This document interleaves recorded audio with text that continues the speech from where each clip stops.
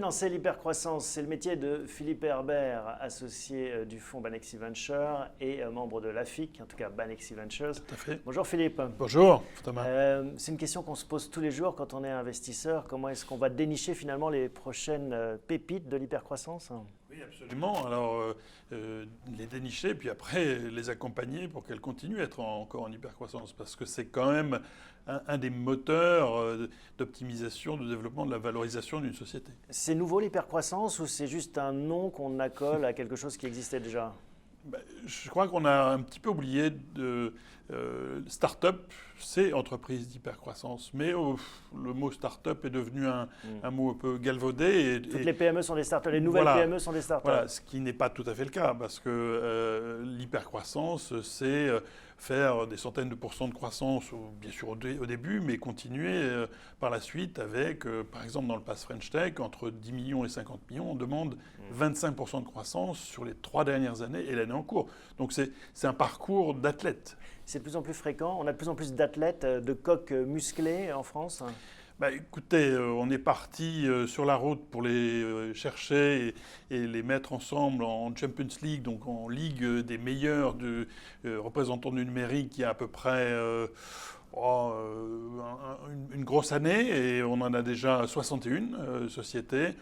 On pense qu'on a une centaine de sociétés comme ça qui sont vraiment des champions dans leur catégorie. Parce que ça oblige à un changement de mentalité. Souvent, en effet, on a des chefs d'entreprise qui se contentent, entre guillemets, de vivre correctement. L'hypercroissance, c'est se mettre en danger, rouler très vite finalement. Oui. Oui, alors l'hypercroissance, c'est l'hypercroissance au travers des financements pour financer sa croissance, mais ça peut être aussi par l'internationalisation, ça peut être aussi par quelques acquisitions, alors être raisonnable sur les acquisitions, mais tout ça, ce sont des vecteurs que les entrepreneurs doivent avoir dans leurs mains pour justement courir après l'hypercroissance. En tout cas, s'ils ne le font pas, aux États-Unis, en Chine, les compétiteurs le font, mais à des vitesses incroyables. Et comment est-ce qu'on finance ça ? C'est votre job. Comment est-ce que vous accompagnez ce financement ? Parce que c'est aussi des réflexes ou des méthodes différentes. Bon, alors nous, on ne fait pas d'amorçage, donc on prend effectivement, si on reprend toujours l'image de l'athlète quand il fait à peu près 1 million d'euros de revenus annuels, et à partir de là, en injectant entre 1,5 et 3 millions d'euros, on veut susciter cette hypercroissance, on veut susciter ces acquisitions, on veut susciter cette internationalisation, et après, on regarde. Alors, le scénario idéal, c'est voilà, on investit dans une société quand elle fait de l'ordre du million d'euros, et 3 ans plus tard, elle fait plus de 10 millions d'euros. Et quand on fait cela, à ce moment-là, on est dans la cour des compétiteurs internationaux.